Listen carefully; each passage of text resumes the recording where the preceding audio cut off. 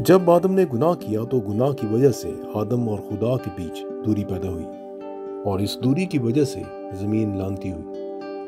पैदाइश 3:17 में खुदा ने आदम से कहा कि ज़मीन तेरे सबब से लानती हुई और ये ज़मीन तेरे लिए कांटे और ऊंट कटारे उगाएगी। आगे चल के हम पढ़ते हैं कि खुदा ने आदम और हवा को चमड़े के कुर्ते पहना के उनके बदन तो ढांके और उनके पैरों में जूती नहीं पहनाई। ये ज़मीन तेरे लिए कांटे और ऊंट कटारे उगाएगी। इस लानत से बचने के लिए इंसान ने अपने पाँव में पहनने के लिए खुद से ही जूतियां बना ली ताकि वो अपने पाँव को कांटों से बचा सके। ज़मीन गुनाह की लानत की वजह से कांटे उगा रही थी। जूती बनाकर इंसान ने खुदा की लानत से अपने आप को बचाने के लिए बंदोबस्त ढूंढ लिया। ये एक इंसानी कोशिश थी। आगे चल के हम देखते हैं कि जब खुदा ने मूसा को पहाड़ पर बुलाया और मूसा ने उस पहाड़ पर जलती झाड़ी में खुदा की आवाज़ सुनी कि अपने पाँव से जूता उतार दे क्योंकि जिस जगह तू खड़ा है वो पाक है। इस हुक्म के पीछे रूहानी भेद ये है कि उस जगह खुदा की हजूरी थी, इसलिए उस जगह लानत नहीं थी और लानत ना होने की वजह से कांटे नहीं थे। इसलिए खुदा ने मूसा को जूती उतारने का हुक्म दिया क्योंकि जूती खुदा की लानत से बचने के लिए इंसान की अपनी कोशिश थी और यहाँ खुदा की हजूरी में जूती की जरूरत नहीं थी।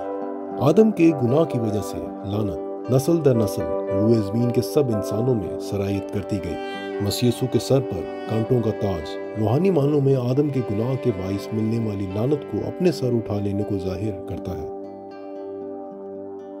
मूसा का जलती झाड़ी वाले वाक्य से कहीं पहले पैदाइश 21 में हाजरा का बयान है। 15वीं आयत से बताया गया है कि जब हाजरा अपने बेटे के साथ बियाबान में मारी मारी फिर रही थी और जब मश्क का पानी खत्म हो गया तो हाजरा ने अपने बेटे को एक झाड़ी के नीचे डाल दिया। मूसा और हाजरा के वाक़या में हमें दो अलग अलग झाड़ियां नजर आती हैं जो दो कौमों और उनसे बांधे जाने वाले दो अहदों को जाहिर करती हैं। इन दोनों वाक़यात में खुदा का फरिश्ता हम कलाम होता है। दोनों वाक़यात में खुदा की तरफ से बरकत और सलामती का वादा भी दिखाई देता है। मूसा वाले वाक़े में झाड़ी खुदा की आग की वजह से रोशन थी जबकि हाजरा वाले वाक़े में झाड़ी के नीचे साया था। ये झाड़ी यकीनन कुछ देर तक हाजरा के बेटे इस्माइल के लिए छांव बनी, जिसके बाद फरिश्ते ने हाजरा की मदद की और उन्हें कुआं दिखाया जिसमें से माँ और बेटे ने अपनी प्यास बुझाई।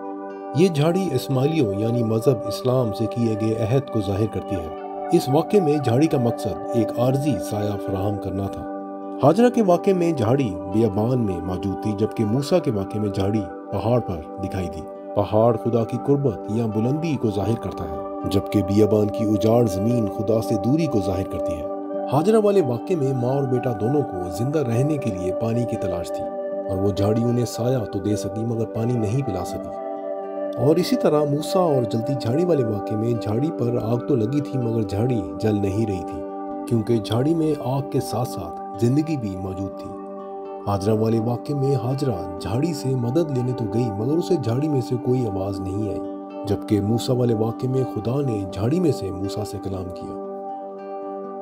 इन दोनों झाड़ियों के अलावा हम एक और झाड़ी भी देखते हैं जिसमें आग तो नहीं थी मगर हाँ जिंदगी जरूर थी। ये झाड़ी मसीहत यानी नए अहद को जाहिर करती है। पैदाइश 22वें बाब में जब इब्राहिम अपने बेटे की कुर्बानी करने पहाड़ पर गया तो 13वीं आयत में बयान है कि उसने निगाह की और अपने पीछे एक मेंढा देखा जिसके सींग झाड़ी में अटके हुए थे। इब्राहिम को इस झाड़ी में अपने बेटे के लिए जिंदगी मिली। पुराने अहदनामे में ये तीन झाड़ियां तीन कौमों और उनसे बांधे जाने वाले तीन अहदों को जाहिर करती हैं। पैदाइश 16 में जब सारा अपनी लौंडी हाजरा पर सख्ती करने लगी तो हाजरा जो कि हमला हालत में थी सारा के पास से भाग निकली।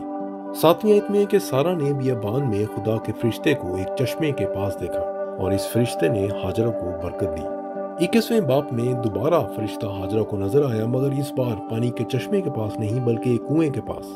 यहाँ फरिश्ते ने हाजरा को कोई नई बरकत नहीं दी बल्कि जो बरकत 16वें बाब में चश्मे के पास दी गई थी वही उसे याद दिलाई। पाक कलाम में जहाँ भी लफ्ज़ चश्मा और लफ्ज़ कुआं इस्तेमाल किए गए हैं ये दोनों मुकाम रूहानी तौर पे ख़ास अहमियत रखते हैं। कुआं पुराने अहदनामे को जाहिर करता है और चश्मा नए अहदनामे को। कुआं इंसानी कोशिश है यानी इंसानी मेहनत से खोद कर पानी हासिल किया जाता है, जबकि चश्मा खुदा का काम है जिसमें इंसानी अमल दखल के बगैर पानी ज़मीन से फूट निकलता है। पुराने अहदनामे में जहाँ जहाँ चश्मे का बयान किया गया है खुदा का फजल या बरकत भी हमें वहाँ नजर आती है। पैदाइश 21वें बाब में हम पढ़ते हैं कि कुएं की वजह से इब्राहिम और अबीमेलेक के दरमियान नाइतफाकी रही और 26वें बाप में बयान है कि खुदा ने इसहाक को बहुत बरकत दी और फिलिस्तीनी उससे जलने लगे और उसके कुओं में मट्टी भर दी। इसी बाब में आगे चल के हम इसहाक के चरवाहे और जरार के चरवाहों का एक कुएं की वजह से तजाद देखते हैं। खरूज 15 में जब फिरौन मूसा को कत्ल करना चाहता था तो मूसा फिरौन के खौफ से मुल्क मदियान में भागकर एक कुएं के पास जा बैठा। कुएं वाले तकरीबन सब वाक़यात में हमें कहीं ना कहीं झगड़ा या नाइतफाकी ही नजर आएगी। पैदाइश 24 बाप में जब इब्राहिम का नौकर इसहाक के लिए रिश्ता ढूंढने गया तो पानी के चश्मे के पास रिबका उसे पानी भरती दिखाई दी। अंजीलों में भी एक सामरी औरत कुएं पर पानी भरने आई थी। मसीह यीशु उसे कुएं के पास मिले, मगर मसीह यीशु ने उसे जिंदगी के कुएं की नहीं बल्कि जिंदगी के चश्मे की खुशखबरी सुनाई। मसीह यीशु का कुएं के पास खड़े होकर जिंदगी के चश्मे की बात करना रूहानी मानों में कुआं यानी इंसानी कोशिश शरीयत की मातहदी से आज़ादी दिलवा कर चश्मा यानी खुदा के फजल की खुशखबरी सुनाना है।